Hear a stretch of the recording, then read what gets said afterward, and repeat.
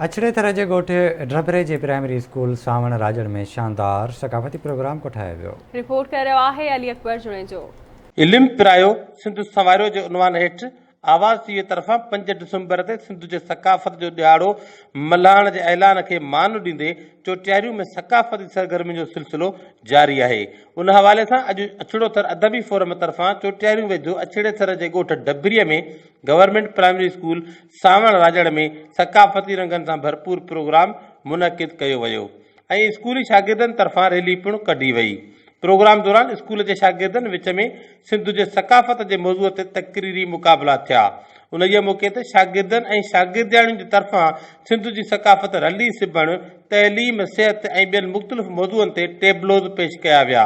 उन दौरान सिंध जी सकाफ़त मल जा अलामती मुक़ाबला पिणु मुनक़िद कया विया। प्रोग्राम दौरान स्कूल के शागिर्दनि क़ौमी गीतनि ते रक़्स करे खूब दाद हासिल कयो। उन मौके ते सकाफ़ती प्रोग्राम ऐं रैलीअ में शरीक थींदड़नि आवाज़ टीवीअ सां ॻाल्हाईंदे चयो त आवाज़ टीवी जे तरफ़ां ॾियारो मल्हायो वियो आहे। उन सां अछड़ो थर जा जेके बि स्कूल आहिनि उहे बि साथ मल्हाइनि पिया। अछड़ो थर अदबी फोरम पर ऐं प्रोग्राम रखियो वियो आहे। तमामु बहितरीनु ऐं हर साल ही प्रोग्राम मल्हायो वेंदो आहे।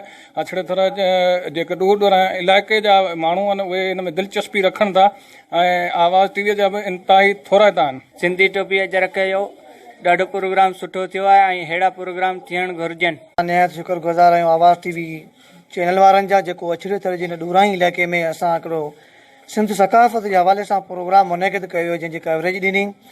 सिंधी टोपी अजरक ऐं पटको शान असांजो आहे ऐं असां अछड़े थर जे जेको कुंड कुंड कर्च कर्च में हीउ जेको प्रोग्राम नंढड़ा नंढड़ा मुनक़िद कंदा रहंदासीं जीअं त हीअ असांजी हिकिड़ी सिंध जी सकाफ़त आहे।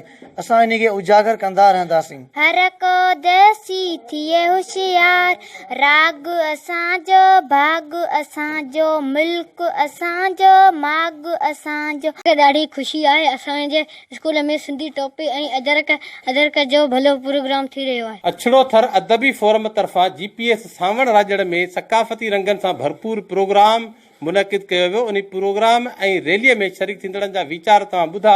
कैमरामैन शाहनवाज़ कुंभर सां गॾु अली अकबर जुणेजो, आवाज़ टीवी न्यूज़ चोटियारियूं।